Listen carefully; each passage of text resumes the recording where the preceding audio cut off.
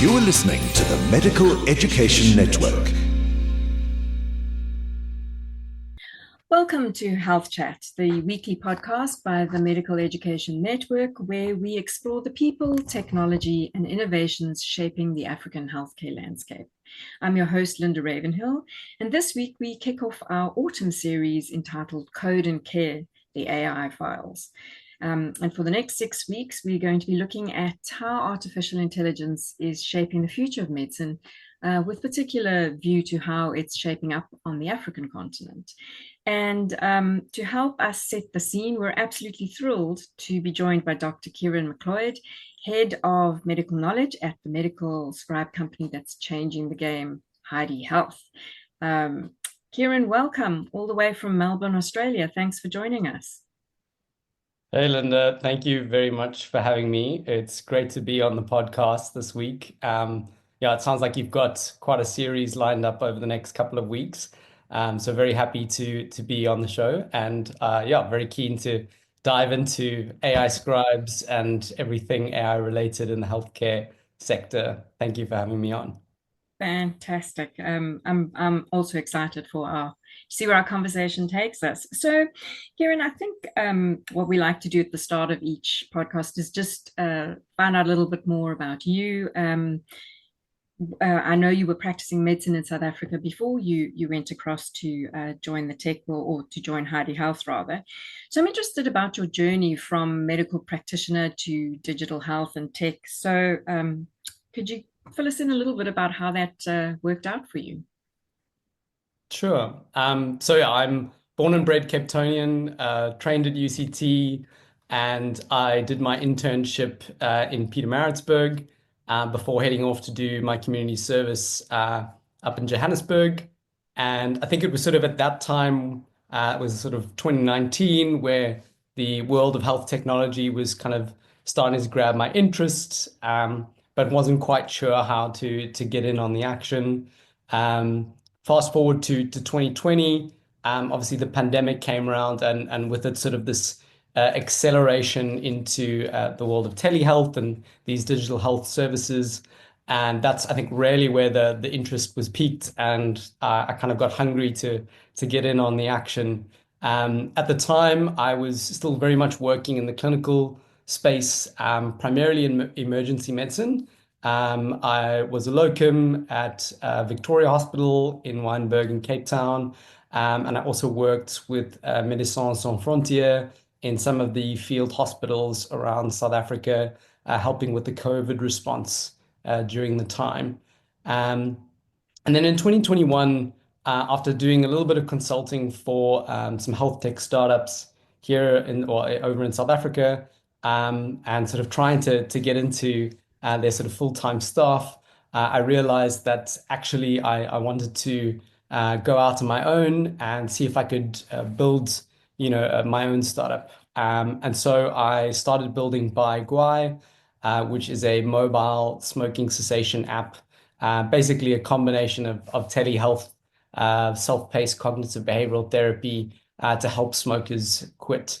And I did that for about 2.5 years while still locuming in the ED, and kind of realized that trying to split my time between clinical work and running a busy startup was just not going to work out. And actually, at that stage, I kind of realized that health technology was definitely where I wanted to be spending my time. And so I started looking for opportunities, came across Heidi Health. There was a fellow South African doctor working there at the time.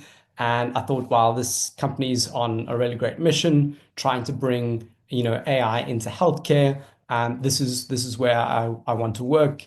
And so after a bit of back and forth, eventually managed to land the job. And with it came the request to move across to Melbourne to join the team. And I thought, why not go on a little adventure? Even if things don't work out, at least I got to go and live and work in a new country.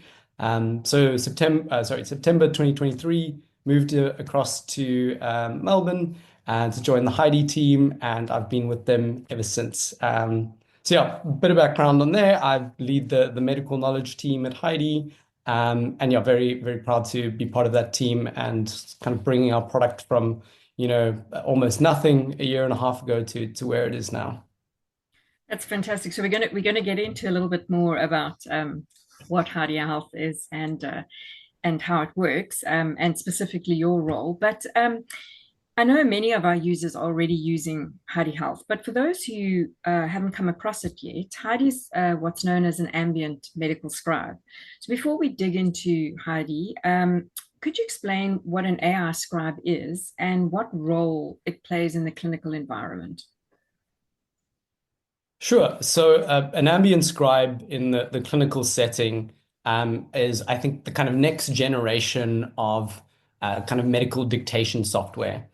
So a lot of clinicians may be familiar with, tools like Dragon, where, which they've used to dictate letters, essentially where it's, a recreation word for word, exactly what they say, being produced on the page in front of them.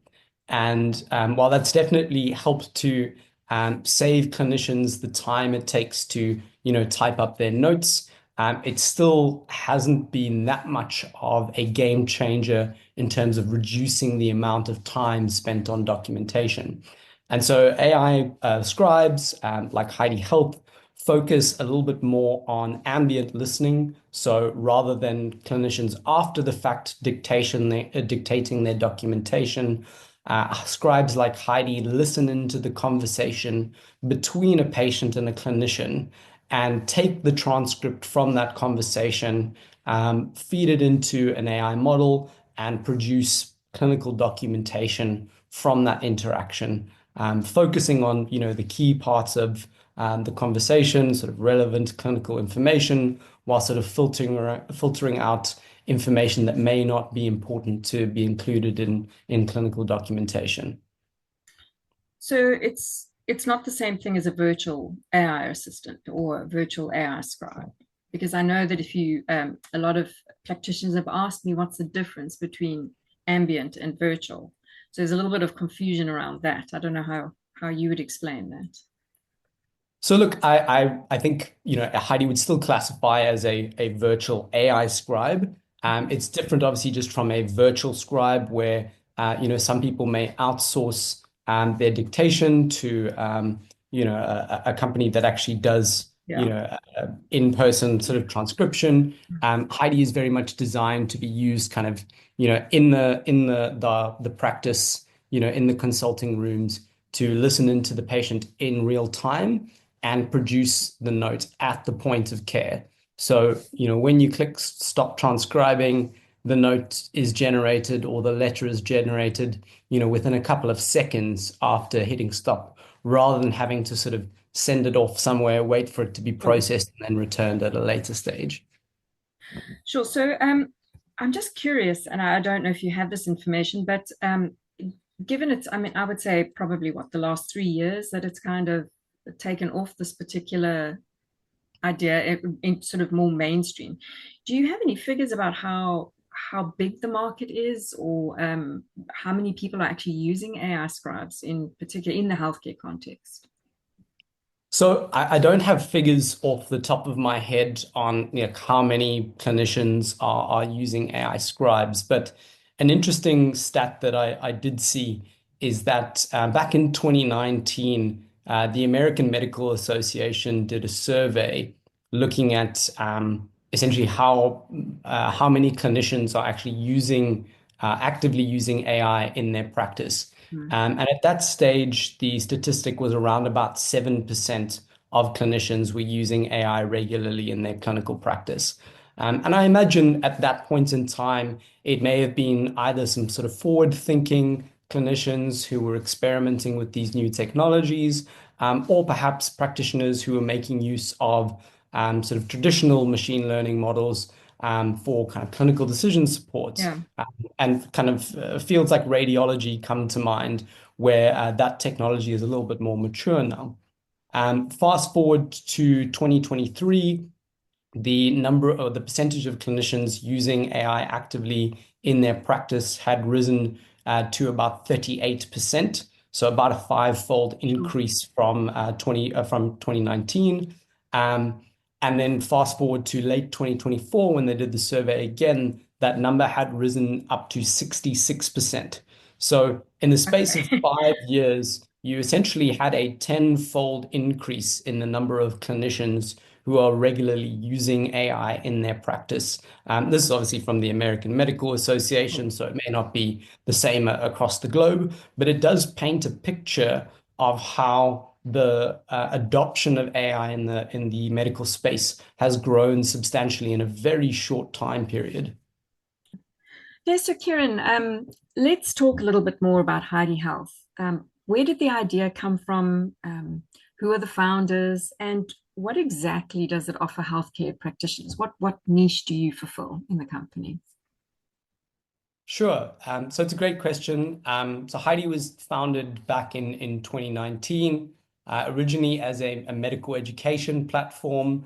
And then they sort of realized that medical education and selling to med students was not a great market, and then pivoted into building practice management software for GPs. So Heidi was founded by Dr. Thomas Kelly, medical doctor by background, previously working as a surgeon, but very much kind of a techie at heart, as well as Yu Liu, who's our CTO, and Waleed Musa, who is a lawyer and investment banker, and now CFO of Heidi. And initially, the product, as I said, was a practice management software for GPs. This was very much in the sort of early days before AI was mainstream. Clinicians were hesitant about using tools that had AI baked in. And so we sort of spent a fair amount of time building relatively simple products around, or features and products around, serving the GP market here in Australia. And sort of fast forward to 2023, we sort of realized that, AI had become mainstream. We had a handful of different products at the time. One was like a patient intake questionnaire chatbot, and some other like transformation tools within the practice management software. But we could see the sort of writing was on the wall that the AI scribing market was growing, and that it was the right time to start building our AI scribe. And so in 2023, September 2023, we started building our AI scribe. I'm proud to say that I've been a part of our scribe project team since day zero.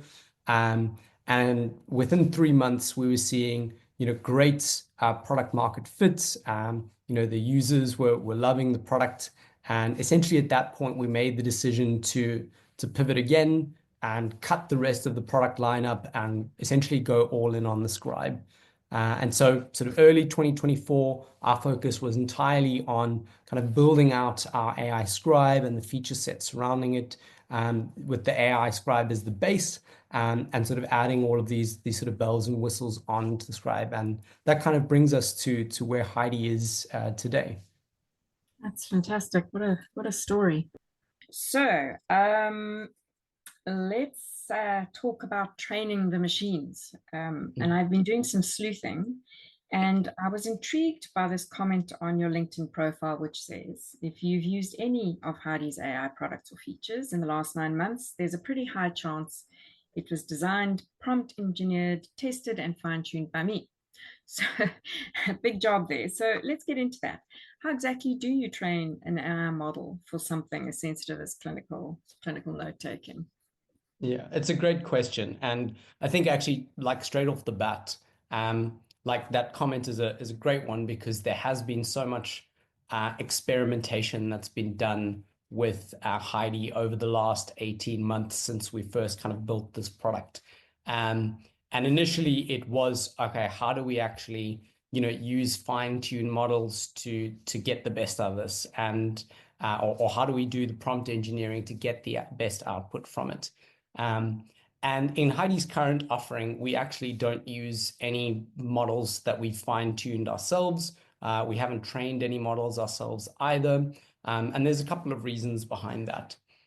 So when we first started out, we sort of had a little bit of an advantage. We felt that using a sort of medical data set to fine-tune a speech-to-text model would actually result in a much higher accuracy rate for the speech that the clinician and patient would have together to ensure accuracy of drug names or medical conditions. But the pace of development of models in the AI space over the last year and a half has been incredible, to the point that we essentially realized that fine-tuning was no longer actually the most powerful way of getting AI models to perform the way you want them to, and essentially shifted away to using foundational models, so proprietary models from a variety of different vendors, whether it be OpenAI or Anthropic, the Gemini from Google, Llama models. And rather than fine-tuning those models or using any data to try and make it more specific, actually just concentrating on the prompt engineering side of things. And so right now, Heidi is essentially completely dependent on like foundational off-the-shelf models, which we've licensed from a number of third-party providers for various features within Heidi. And most of the real work behind it goes into the prompt engineering. And prompt engineering is, I suppose, a relatively new discipline, but it's essentially, a way of communicating with these models, kind of giving, long instructions that often span across a number of pages, with the intention that the output, follows the set of guidelines that you've given and uses the input data that you've provided to produce the content that you're looking for, such as a medical note like we've spoken about. So these days, not a lot of training that actually goes on at Heidi. It's all very much, what are the new models that have come out? How can we host them ourselves on our servers? And how do we need to change our prompts in order to make sure that this model performs at the level that we expect it to, and at the kind of note quality level that our customers have come to expect from Heidi. Gosh, that's super interesting. So, in that context, with the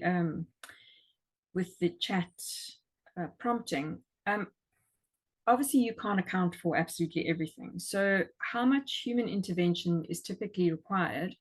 And if you are then not, if they're not your models, your learning models, does that learning feed back into the foundational models that you're using, or how does that work, just from a techie point of view? It's a great question. So essentially from our side, we have, we host the models ourselves. So again, there's no data that's ever going back to those vendors that we've licensed the models from. Yeah. We sort of made a decision, a conscious decision, almost a year and a half ago now, that we would not take a sort of continuous machine learning approach where, the data would either be fed back into constantly retraining a model, mainly because a lot of users expressed concern about their data being used to train models. And essentially, we made the decision to say, we will never use any of our users' data to train models or fine-tune models. We will use off-the-shelf models, and again, just make use of prompt engineering and various other kind of tricks to give users the level of kind of customization that they need, while kind of relying on these vendors to develop these models at the pace that they are developing, to ultimately improve the quality of the documentation that we produce. So that's kind of like the answer in short. And so I think a lot of people sometimes feel, frustrated. They almost want Heidi to learn. And other users are like, no, never, don't use my data for anything. I want it to be trained on everyone else's data, but not mine. And the way we've sort of tried to address that desire for customization and learning has been through the use of templates, which I can go into more depth about in a little bit, rather than using historical notes generated by users, which may compromise patient privacy and those kind of concerns. Essentially, we've just helped our users prompt engineer their own notes, so that they can get that level of customization they want. Okay, so let's talk a little bit about the notes then. How does that work? The templates. How does that work? Yeah, so it's actually a pretty simple concept for the most part. So again, Heidi's essentially made up of two steps.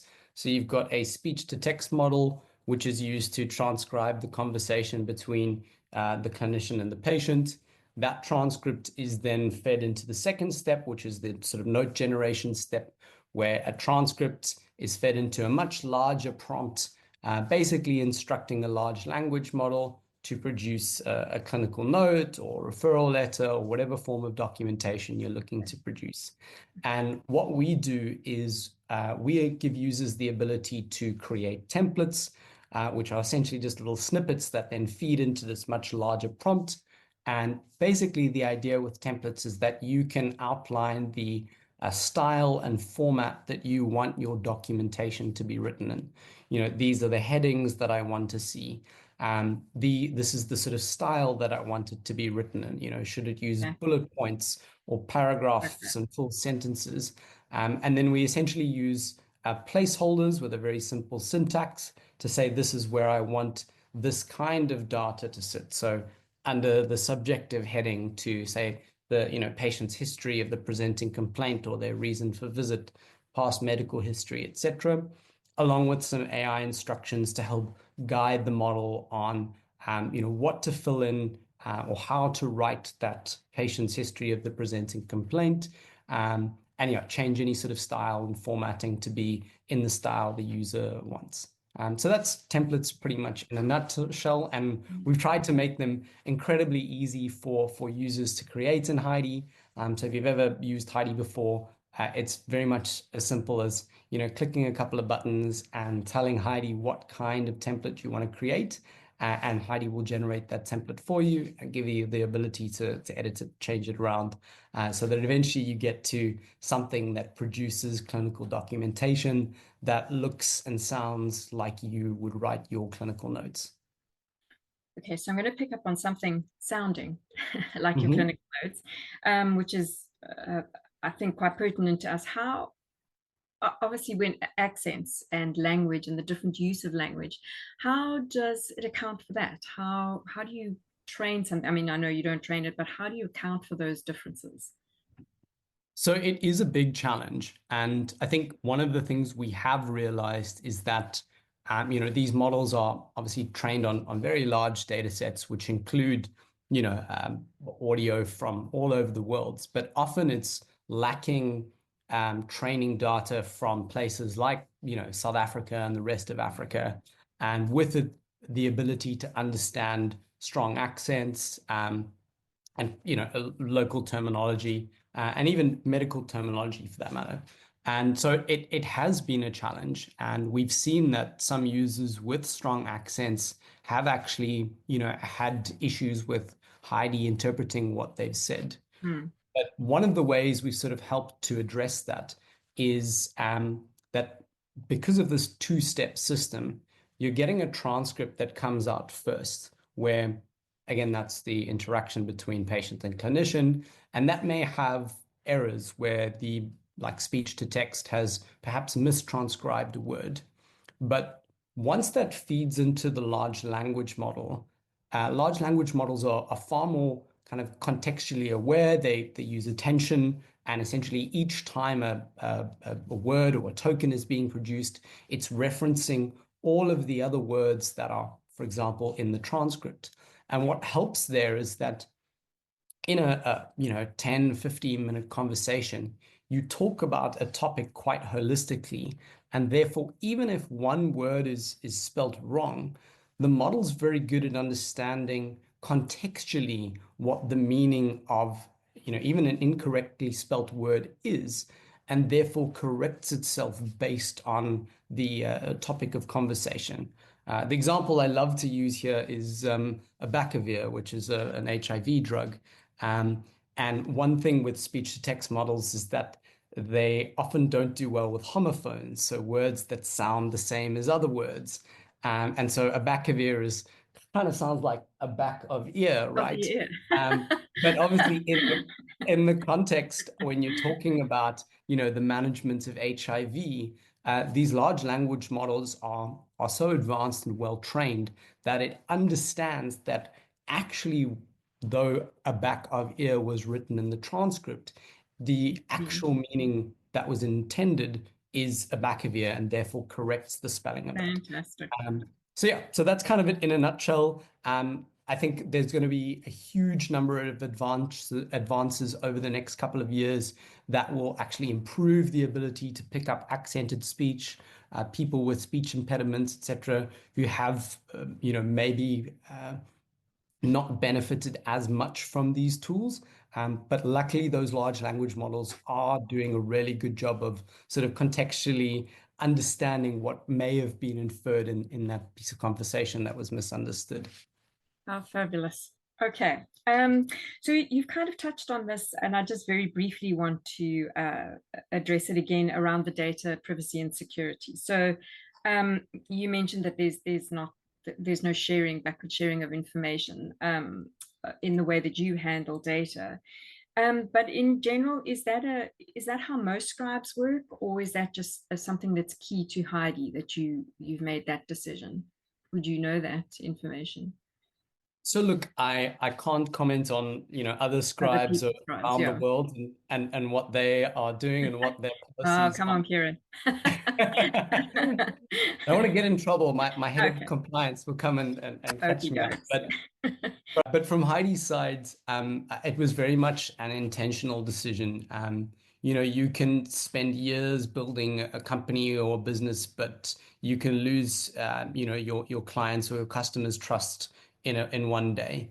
And I think we realized from the get-go that the appetite from our user base was, we don't want our data to be used for training or to, fine-tune models, especially if there is substantial evidence to say that, prompt engineering and quality prompt engineering, is just as good, if not better, to fine-tuning models on data. And therefore, our policy would always be that, your data is protected in Heidi. We don't sell to third parties, and Heidi obviously has quite a generous free program, and a lot of people have been skeptical that, if it's a free product, then that means that you are the product. Exactly. And, the sort of philosophy from our founder, Tom, is that, his interest in tech was always built on, these sort of freemium SaaS products, the Notions of the world, Canvas of the world, where they have very generous free products. And, people get hooked just on using those products because they find them beneficial, but they convert to paid because of the value they see in the product. And so from our side, it's the same. It was, we want to build trust with our users. We want to be the long-term partner. And the only way we can sort of earn that trust is to say, right, we're never using your data for training anything. And again, your data is secure with Heidi, and we are compliant with, a number of different sort of data privacy regulations around the world. So, GDPR, I think, is probably the one that most people would gold standard, gold standard, and probably the basis for Poppy in South Africa as well. But beyond that, there's APP in Australia, and then there's HIPAA in the United States, along with a number of other policies. And in order to get those certifications, we essentially have to demonstrate that the data is stored securely, it's encrypted and at rest and in transit, and that obviously we would be subjected to penetration testing and auditing on a regular basis to make sure that we are compliant with those privacy policies. I'd like to just chat. The time is moving so fast, Kieran. We're going to have you back again, but a little bit about cost and benefits. So some clinicians worry that AI tools, and you've already touched on the fact that Heidi has a large free for use component, but they worry that the tools are expensive in the long run and are really only for urban practices. Is that perception accurate? And maybe in the same sort of conversation, a thought, could we chat about where you think AI, or how in your experience in South Africa, how you think a tool like Heidi Health could benefit not only the sort of urban doctor in his practice, but in the larger sort of community settings. I'm thinking here particularly of our doctors in the more rural areas, community doctors, sub-Saharan doctors. I'm just curious to hear how you see that rolling out and the role it would play. Sure, yeah. I mean, look, I think, first and foremost, we obviously built Heidi, initially for the Australian markets, but, to serve markets like the UK and the US, where it is well, perhaps less so in the UK, but the US, where it's a very private healthcare system, with the value proposition kind of focused on reducing the amount of time that clinicians spend on documentation, and therefore giving them the freedom to use that extra time to either see more patients if they are so inclined, or free up that time that they would be spending in the evenings, typing up their notes to go and have dinner with their families. That being said, I do think that there is a massive benefit to using Heidi that extends beyond just more time and more money. Having spent a lot of time working in the public healthcare system in South Africa, where I'm not charging by the hour. It doesn't matter if I take an hour to see a patient or 10 minutes to see a patient. I'm not going to earn any more or less based on how quickly I see them. So I think the perception might be that there actually isn't benefit for clinicians who are working in those settings. And same thing for, again, the doctor or clinician who is working at the rural hospital, likely a state hospital or clinic. How are they really going to see the return on investment for something like Heidi?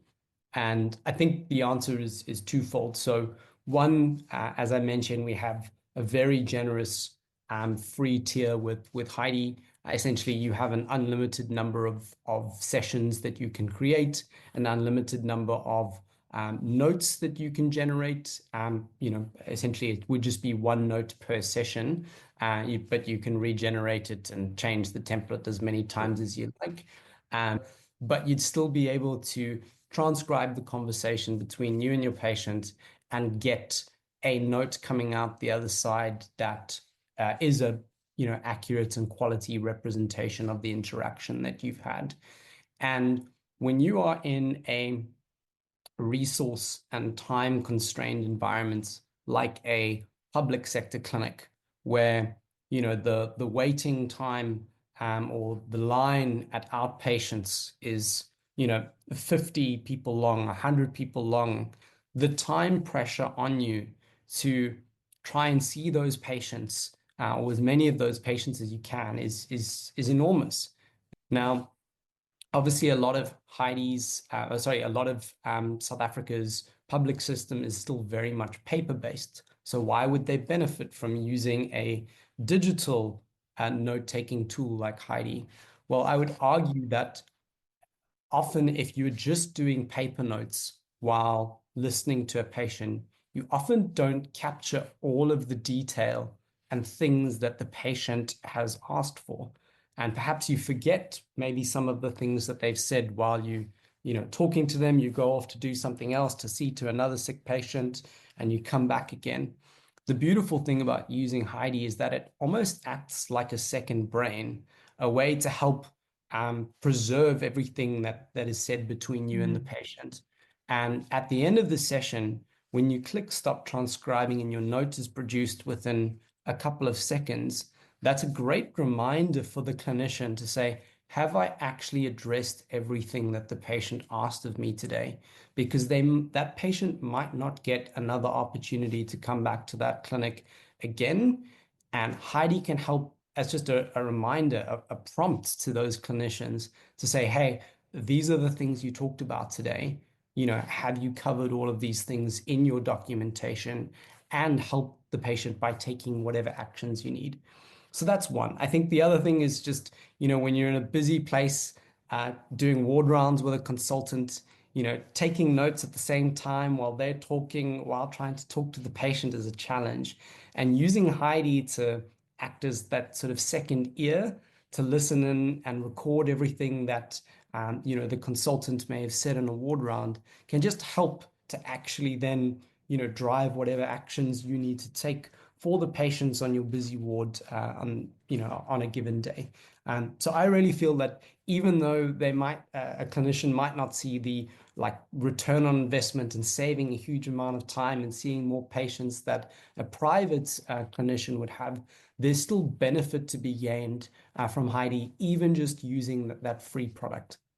I can certainly see how that would help. I mean, sometimes you start a conversation and 20 minutes later you forgot where you started. So Exactly. So maybe that's just me. But anyway, okay. I don't think you're alone on that one, Linda. I certainly feel that way as well. I mean, Heidi, I think we need Heidi in more things than just I was healthcare. going to just say that. Throughout our life.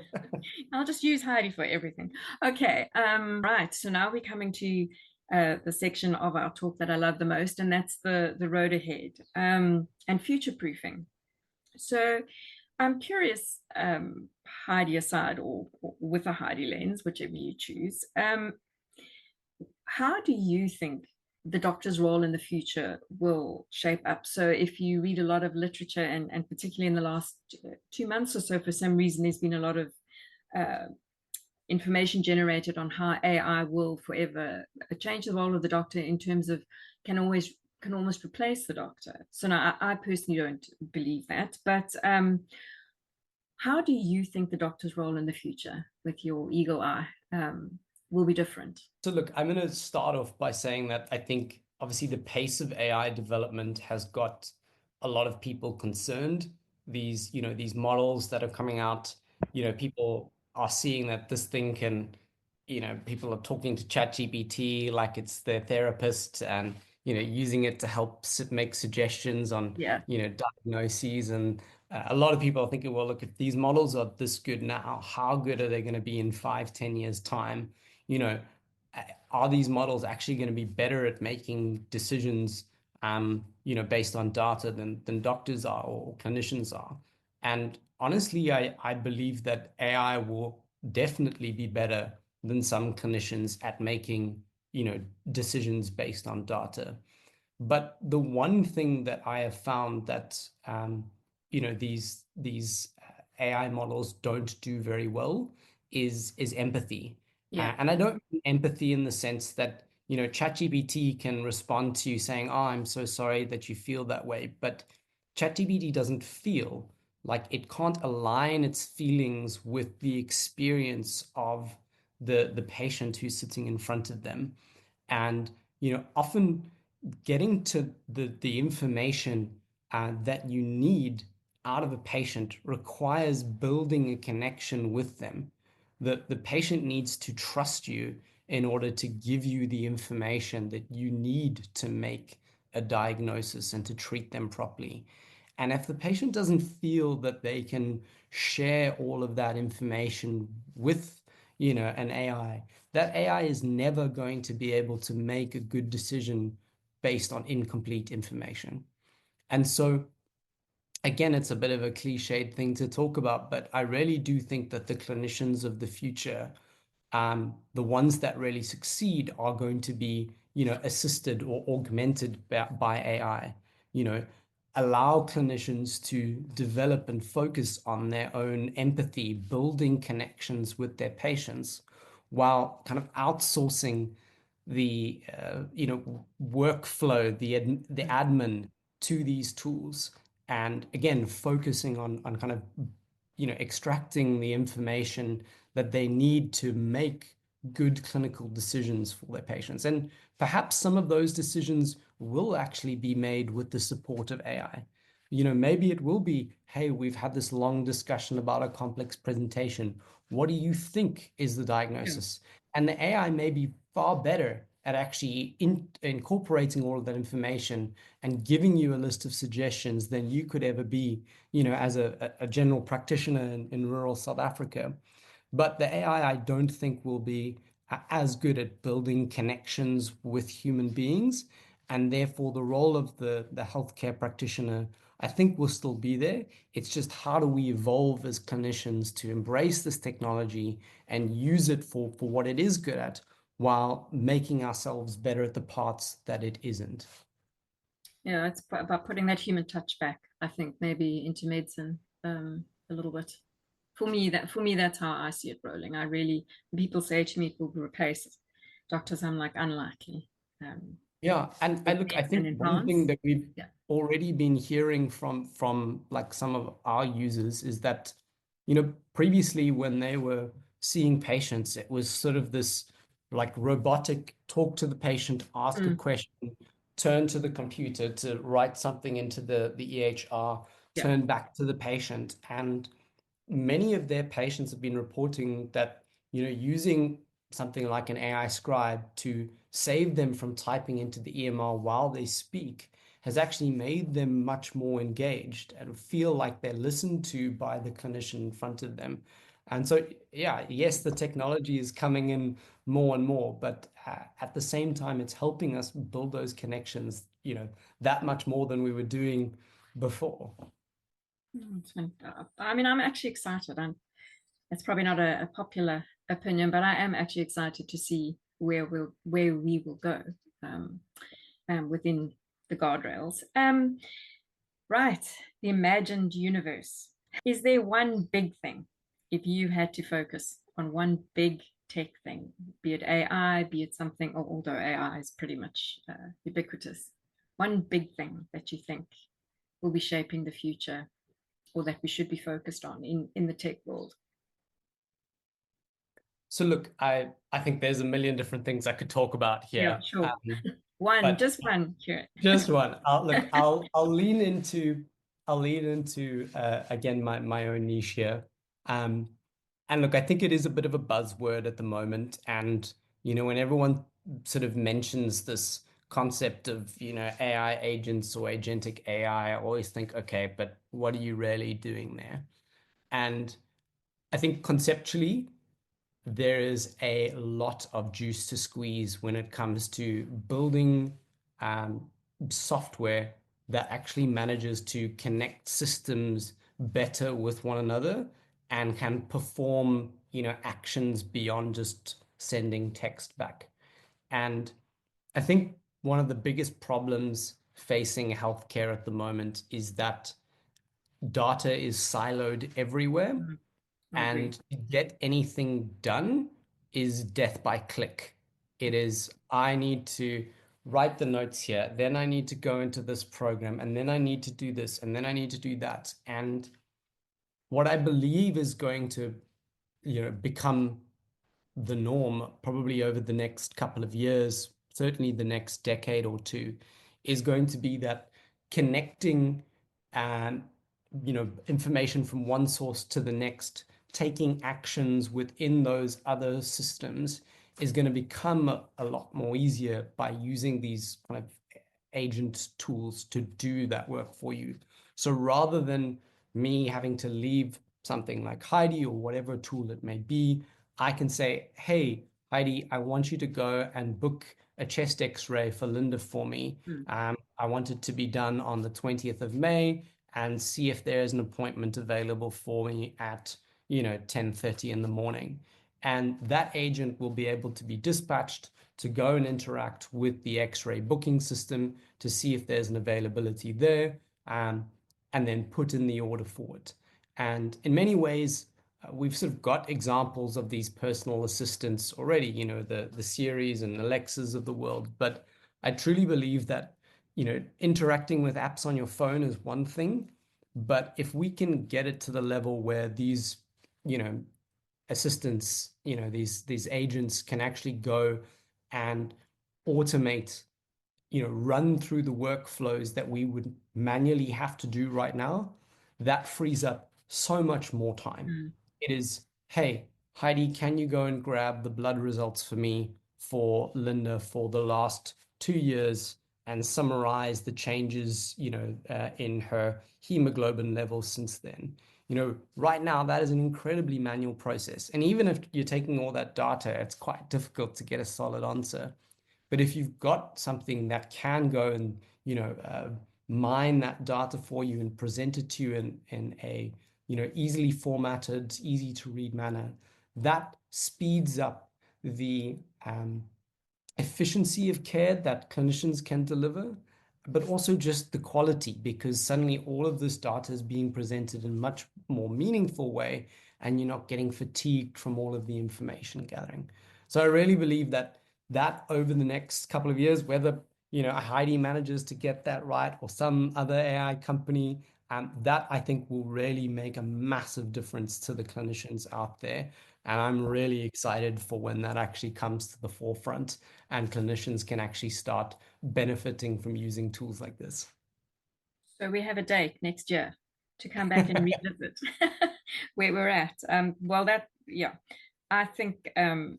I think that would be super exciting, because I think the multi-system universe is a nightmare for anybody to navigate, healthcare or not, but particularly in healthcare. I think it's over. Absolutely. Right, we are just about out of time. If anyone wants to get started with Heidi, how should they go about doing that? So probably the easiest way to get started with Heidi is just to head to our website. So it's heidihealth.com. You can find us if you chuck us into a Google search. And on our website, it's very straightforward. There's a sign up button in the top right-hand corner. It'll take you through a pretty brief onboarding just to gather some information about you, what kind of clinician you are, take you on a tour of the product to make sure that you're well oriented. And then it's as easy as clicking start a new session to get going with Heidi. Again, I think there's a number of different or levels of functionality within Heidi, and we've built it with the intention of being user-friendly, adaptable for everyone from the senior clinician who might be in their 60s, 70s, or 80s and is generally a technophobe, all the way down to the Gen Z brand new graduate who is a digital native and is looking for all the bells and whistles. But if you've got any questions about Heidi and what we do, feel free to reach out to me on LinkedIn as well. Happy to answer any questions that you guys may have. That's fantastic. Thanks, Kieran. And I'll put the information in the podcast blurb as well. But thank you for that. Kieran, that's all we have time for, but it's been such a pleasure having you on the show. I've thoroughly enjoyed this. I cannot believe how fast the hour's gone by. And you've kicked off our autumn series with a bang, so you'll be a hard act to follow. I think that's it for today's episode. I don't know if you have any final thoughts. I think from my side, Linda, just a massive thank you to you for having me on the podcast. It's been lovely to chat to you, tell you a little bit about my own journey and what Heidi's building, and I guess just the AI and healthcare space as well. It's been a super interesting conversation. You've asked some really great questions, and definitely would love to be on the podcast again next year to see if any of those ideas have come true. But thank you for having me, and hopefully chat to you soon. It's been a pleasure. Thanks, Kieran. Our listeners, if you enjoyed this discussion, we've got a fantastic lineup for you for the next 6 episodes. Please follow us. We're available on all the popular podcast platforms, and please share this podcast with your colleagues. Let's help grow our audience. And if you've got any ideas for future topics, we'd love to hear what's of interest to you. It really helps us bring you topics that are pertinent and relevant to your healthcare practice. And I think that's it for us. Until next week, stay safe and stay sane. You've been listening to the Medical Education Network.